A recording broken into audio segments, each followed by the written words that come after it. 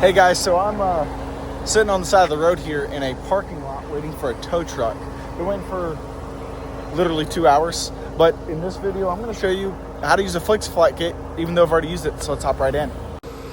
Okay, so I've got poor Roxie here with a flat tire, like literally, and as you can see, I've used a fix flat kit. If you're watching this video, just quick pro quote, don't use it.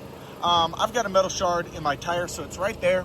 But it did bust inside of the tire. There's I think the metal shard's a bit deeper than I'd like to admit. Now, I'm not going to touch this stuff again because it is very sticky, very gooey, but kind of to show you how to work it. Once you've gotten your tube out, or your air compressor technically, you're going to twist this in onto the cap over here, and as I'm getting it on my hands, I use an obscene amount of hand sanitizer to get it out.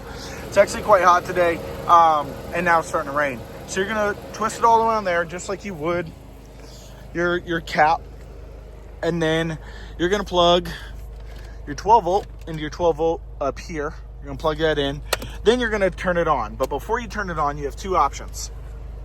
You have air or you have repair. So air it up, trying to see if you can do it, and then you're gonna twist it over to repair so that you can repair it. Then you'll turn it on and get it kicking.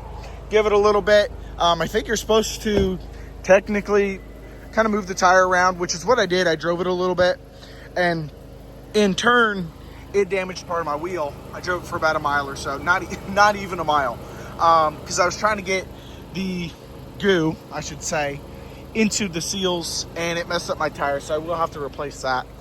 Hopefully enough of y'all watch this that'll help pay for it. It's gonna be about 80 to 100 bucks. So help me out here, please, because I just redid that tire, or that wheel, when it was on the back, and I redid the other wheel, because anytime I get tires, they mess up my wheels. So getting that fixed every single time.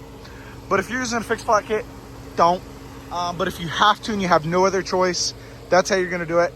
Once you've aired it up, once you've got enough in there, oh, and part of my tire chipped off. I think that's when I curbed the crap out of my wheel, which I didn't post because I was a little embarrassed about. But yeah, that's not because of that. You can see in here a little bit, and it's completely flat. So I did try to drive it a little bit. We've got the cap in the car. It's going to take a little more than 24 hours to get a tire in at Honda.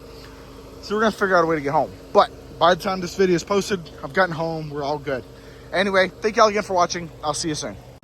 So I'm trying to keep it quick. Hopefully you're watching this when you're not on the side of the road as I am. But that's how you're going to be able to use a fix-a-flat kit on your car. Now this is specifically a Civic Type R. Just don't. I'm still waiting on the tow truck. It's been 2 hours. Anyway, I'll see y'all soon.